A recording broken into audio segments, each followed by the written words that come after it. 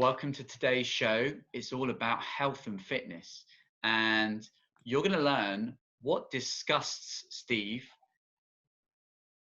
averaging and donuts, and also how to get to the gym when you really just want to hit the snooze button on your alarm. Stay tuned.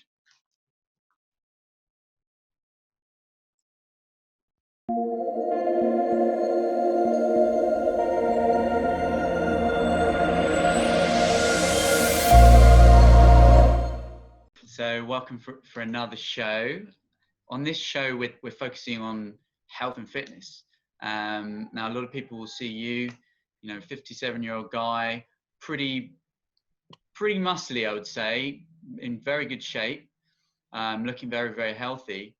Yeah, flex those biceps. And they're going to ask, well, how has someone like you maintained their physical health? Because it's this hasn't just happened overnight. You've had this body and this health for quite a long time. So what's been your journey on this? This goes back quite a few years to when I was about 5 years old. I remember, my dad was in the military and he was pretty good shape himself. And, he bought me this little bar. He used to lift weights down in the basement in our house that we lived in. And he bought me a little bar and had my own little weight set. And I remember going into surgery for my first hernia right around that time. And so that was, well, not my first scar on my body, but certainly one of them. And, that was the start. And then I remember also when I was in probably junior high school. I remember it was soccer season. So it was probably towards, September timeframe, August, September. And one of my teachers happened to be a national weightlifter. Okay. And he was actually on the Olympic weightlifting team in 1976. He was a power lifter. And I remember, I always had this interest in weightlifting. And he took me to the local YMCA, which was a grungy, dirty, smelly, room with just lots of like weights. Okay. And this guy was like snatching, clean and jerk, squatting and stuff. So he taught me or gave me some tips. And I remember doing squats for the first time in my life. And I remember going to soccer practice the next day and my legs were like jelly. I could not run. I couldn't do anything. Okay. It was like massive quad pain for like days. But anyway, so that was the start of my weightlifting career. And, and then I was pretty active in high school. I played all the sports. So we were always having to run. It seemed like sports were more about running than playing basketball or soccer or whatever. But then throughout my life, I think I was always outcome focused again. And, it was not I kind of enjoyed exercising, but it was more about the fact that, I could look good, I could feel good, and it was the results that I was always after. And so my journey just continued throughout my life, and it became a key habit in my life. And I've really haven't gone for very many times where I haven't exercised. There may have been situations, where I was busted up or whatever, and I wasn't able to. Or it might have been, I really got lazy for a period of time, maybe 1 or 2 months was the maximum. And other than that, I've been very disciplined all my life. And I credit that to just discipline, control of willpower, and focusing more on the outcome versus the activity associated with exercise. So discipline obviously is very, very important for this and focusing on the outcome. In terms of discipline, let's take yourself to when you're in bed, you have to wake up early to go to the gym. You haven't really slept that well that night. And you just feel like, I want to just hit the snooze button. I want to turn off that alarm. Where does this inner discipline come from in these challenging times when you really feel like taking the easy option and not keep going and being, where does that come from, Steve? I think it has to do with visualization and also knowing my outcome. So, I visualize, looking at myself in the mirror and not having this disgusted feeling about myself. And I also always focus on my outcome. And I guess there's another way I do it too, and that is, when I look around me, I see a lot of overweight people. And, I come from America where I would say the majority of people are overweight. And, I'm just like, when I see these people, first of all, I know they're on all kinds of medication and they're super unhealthy. But I'm just like, that's disgusting. And I don't want to be like that. I don't want to look like that. I don't want to be walking around with this big, like, belly popping out of my my shirt. I just, this is the motivation. I don't want to look like that. Okay. And again, so I visualize myself, as to what I want to look like. And I feel good about it. I mean, after I work out, okay, veins popping out, and I feel really, really hard. My body feels hard, and I feel good about that. And I think it just goes back to, again, knowing my outcome and knowing what I don't want. I mean, that really useful advice in terms of imagining yourself having a disgusting big belly, and also like what you want to look like as well. I think a lot of people, they don't consciously take time out of their day to really know what they want and also what they don't want, so they can in that moment raise their standards like you do consistently.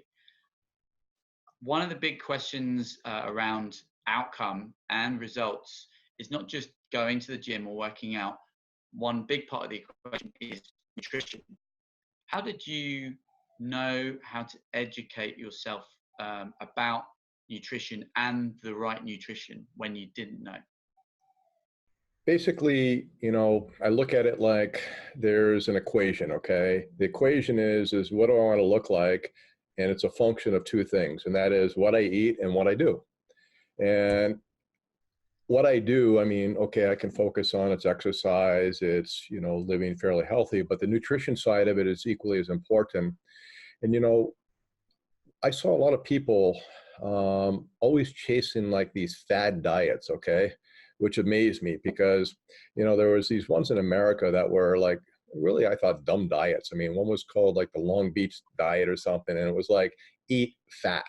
It's like, eat all bacon and butter and all this stuff, and you will lose weight. And I'm like, does that make sense? And, so I started studying about nutrition, and I eventually became a certified nutritionist. And, what I found was the same thing I find everywhere is keep things simple and basic. And what I learned in nutrition is don't go on these fad diets and stuff, okay? Basically, what life is about is what you put in to your body is going to create what you get out, okay? And so you want to put reasonably the best things into your body you can. And there's your basic, key nutrients. You got your carbs, your proteins, and your fats. And, there's different beliefs on, okay, how much, what percentage. I believe that I can eat pretty much anything I want, but the secret recipe about fitness and nutrition is really calories, okay? There was a study done where a guy, and I don't know if it was America, it probably was America, but all he ate was Twinkies. Now, Twinkies are these things that were really popular in America for like about, I don't know, 30 years ago. And they were basically these cakes, okay? And so all he did was eat these Twinkies for 1 month, okay? But he lost weight. And so the point he was trying to make is that it's not what you eat, it's how much you eat, and it's about controlling your calories. And so what I believe in and what I teach people is knowing what your basic metabolic rate is. You can calculate this based on your age, your weight, your sex. You can figure out what your calorie burn rate is in a static position. Then you can add what's called an activity factor on top of that. So depending on how much time you exercise, you can multiply that BMR times like 1.2, 1.4, up to 2. So it's about knowing how many calories you actually burn per day, and then how many calories you eat per day. And then obviously trying to get a reasonable balance of things, some good stuff. I eat pretty good, okay? I don't eat perfect, but I eat pretty good. But what I focus on is I try to keep my calorie intake around 2,000 calories a day. For my age, for my body size, for my activity level, that's about the right level for me to maintain my physique that I have. The other thing is sometimes people they tend to go on these diets and they lose a lot of weight really fast. And that's kind of bad because typically what happens is people lose muscle content. And it's the worst thing you can do because muscle is more dense, it's smaller, and it burns more calories than fat. And what you don't want to do is you don't want to lose muscle just to lose weight. So you got to be very careful, and I can explain more about this. Okay, Steve, I think we're running out of time, but I've got one more question, and that's about balance. Balance in your workout, balance in your nutrition. You know, it's hard for a lot of people to stick to healthy eating. Sometimes they want to cheat and have a donut, for example. How do you know where to find that balance? So if you feel like you're going off balance in terms of healthy eating, how do you know where that line is and how to get back on track so that you don't lose consistency? Well, Matt, your body is a feedback system, okay? And so, it tells you a lot of things about yourself. And, I can tell, okay, am I that extra half a kilogram or kilogram more than I really should be or I was? Or do I feel a little bit more tired when I walk up a set of stairs than I might normally? So your body is always telling you things. And I guess the important answer is be aware of what your body is telling you, number one. Second thing is, yeah, I mean, I do eat donuts. Okay. I love Krispy Kreme. Every time I go to the Bangkok airport, there's a Krispy Kreme there. I get one of those. Okay. I love popcorn. I love pizza. Yesterday I had a pizza. Shame on me, right? But bottom line is it's not about that. What it's about, and I explain to people, is I said, whatever you do, make it something that you can sustain the rest of your life. And if you're going to say, I will never eat a pizza again, or I will never eat chocolate again, and you love pizza or chocolate, that's something you probably can't do. Okay. So this is why I believe that, managing your calories is something you can do. You don't have to worry about, can I eat an ice cream, or can I eat a pizza, or can I eat good food? Now I would say, 75% of the time I eat very good. And then 25% of the time, not so good. And so the other thing is it's about averaging. Okay. So I also will know if I've gone on a binge, let's say for a couple of days. I'm like, okay, I probably exceeded my 2,000 calories for the last 2 or 3 days. Time to step up to the plate and now offset that. Okay. And so it's not about, do I always maintain 2,000 calories a day? No. But if I looked at a week and said, do I manage, close to 14,000 calories a week? The answer is yes. So you can have these ups and downs. You can have these binges. You can have these eat-a-thons. And I love to eat. The other thing that I do, is I believe this is my personal approach. Okay. I eat a decent breakfast.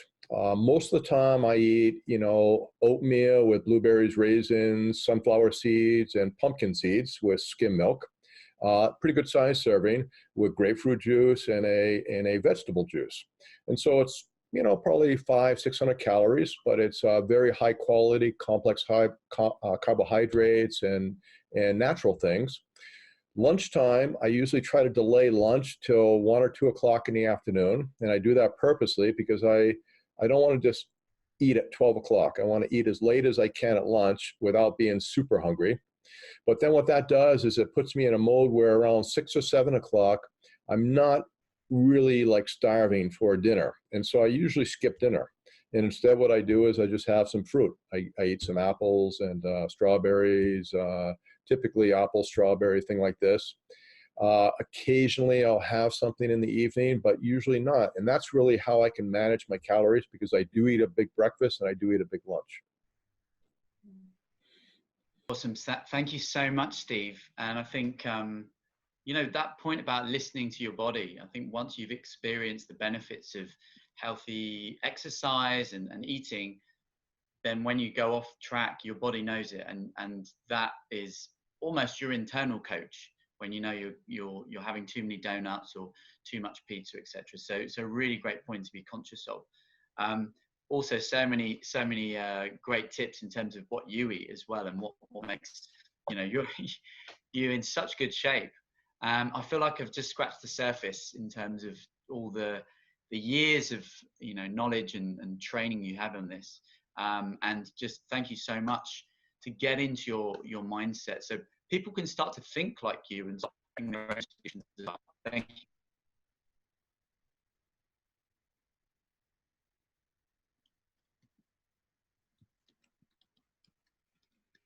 Thank you, Matt. Thanks for a great job again today. And I believe that anybody can change their life the moment they decide.